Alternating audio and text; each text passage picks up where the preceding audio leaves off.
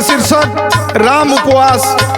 भगवान श्री रामचंद्र जी का 14 साल का वनवास हुआ। माता जानकी जी और लक्ष्मण जी के साथ में 14 साल के वनवास के लिए जिस समय निकले हैं, कोई भी देखता था तो कहता था कि इतने कम उम्र में भगवान श्री रामचंद्र जी कहाँ जा रहे हैं। कोई पैर भी पकड़ लेता था, भगवान हम लोग का नगर छोड़ के नहीं जाएंगे। लेकिन भगवान को लिखा था जो वहीं करेंगे। कैसे मास्टर?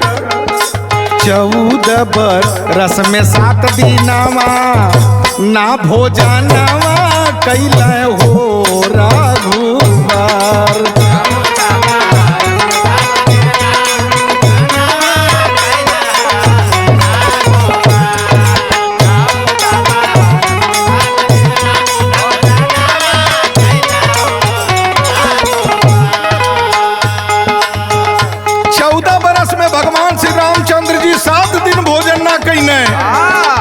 कब ना कहीने? पहले दिन कब ना कहीने? चैत मास दशमी रहल उजियारी।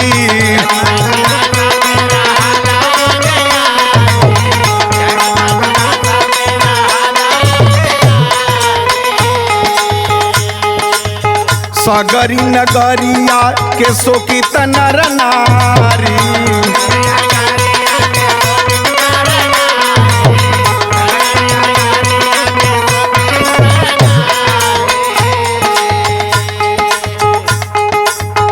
राम लखन सिया संग बनवा ना भोजनवा कैला हो रघुबर।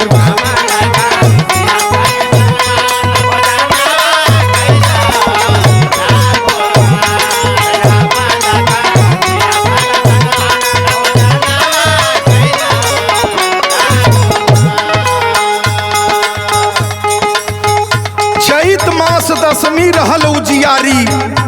सगरी अयोध्या के शोकित नर नारी। राम लखन सिया संग बनवा ना भोजनवा कैले हो रघुबर। लेकिन मास बैसाख तिथि अष्टमी जोर के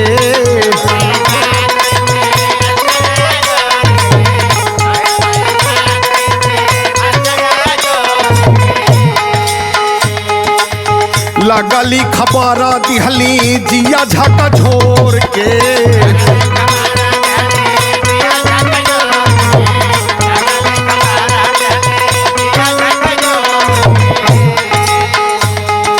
बाबूजी के सुन के मारा नावा ना भोजनवा कैले हो रघुबर।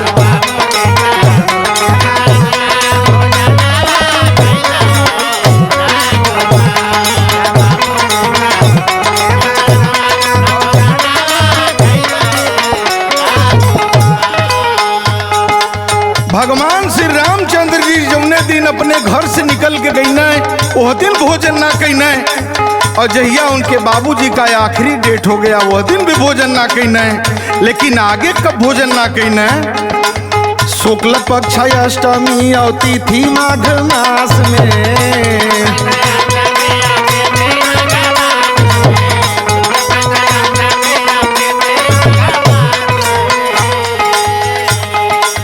सिया जी हेरैली ता दिन बीतल उपवास में।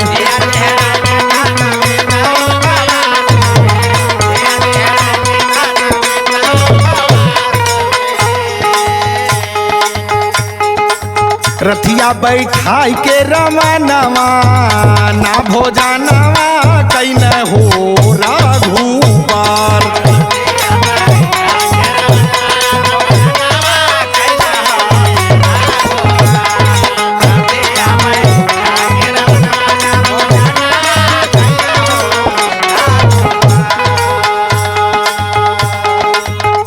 जौने दिन रावण सीता जी के हर के लेके चल गए, वो दिन भी भोजन ना कहीने। लक्ष्मण जी कहे भैया तू भोजन ना करत हुआ, बार बार देखिला। कहे कि लक्ष्मण तू समझ ना पैबा, हम कहे भोजन ना करी। लेकिन 13वां साल लग गयल, ओमे भी भगवान श्री रामचंद्र जी भोजन ना कहीने। कैसे ना कहीने? लागल 13 साल हाल 7वां महीना।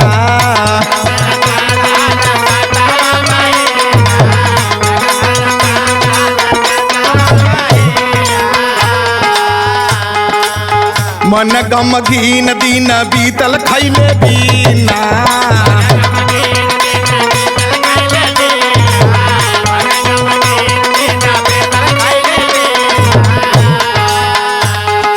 कैले प्रभु बाली के बधानवा ना भोजनवा कैले हो राघुबर।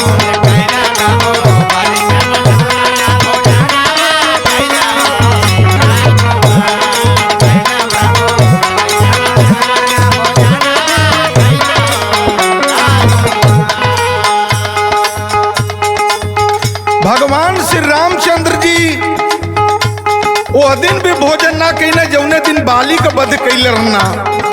लक्ष्मण जी कहे कि भगवान बार बार खाना ना खाता काहे बदे, जवन कुछ ली आईला जंगल में मिलला लेकिन आप वो भी देखिला बार बार रख ले जाला।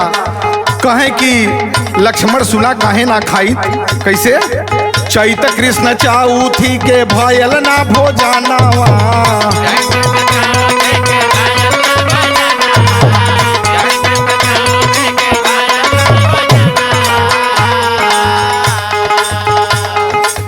गिरे लखड़ लाल रण में लागल शक्ति बनावा।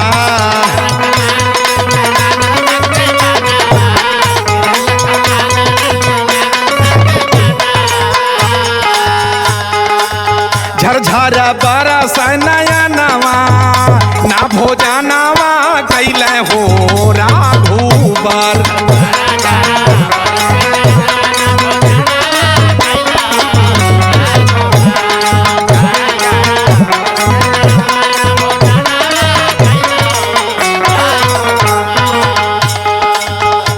भगवान फिर कैया भोजन ना केना छठवें दिन फिर भगवान भोजन ना केना। लक्ष्मण जी कहा तुम भैया ये हमें ठीक ना लगत, कहा तुम तुहर ठीक ना लगत लेकिन हमें तो ठीक लगत ना। कैसे कहा तुम भविष्य का रूप धई के आयल यही रावण।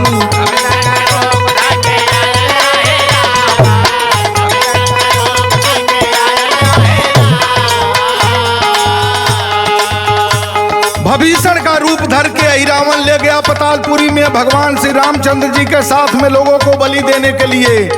कैसे ले गई पतालपुरी देवै के तपावन।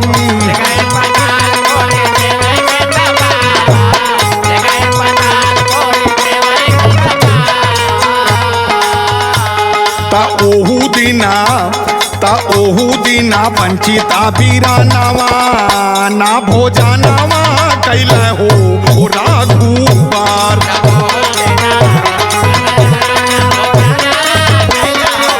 अरे जिया से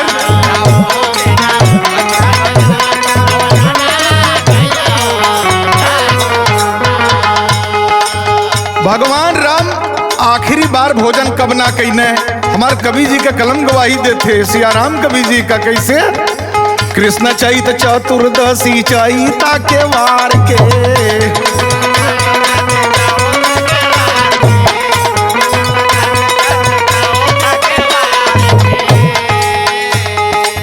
रावण मराइल ता दिन बीतल दिन हार के।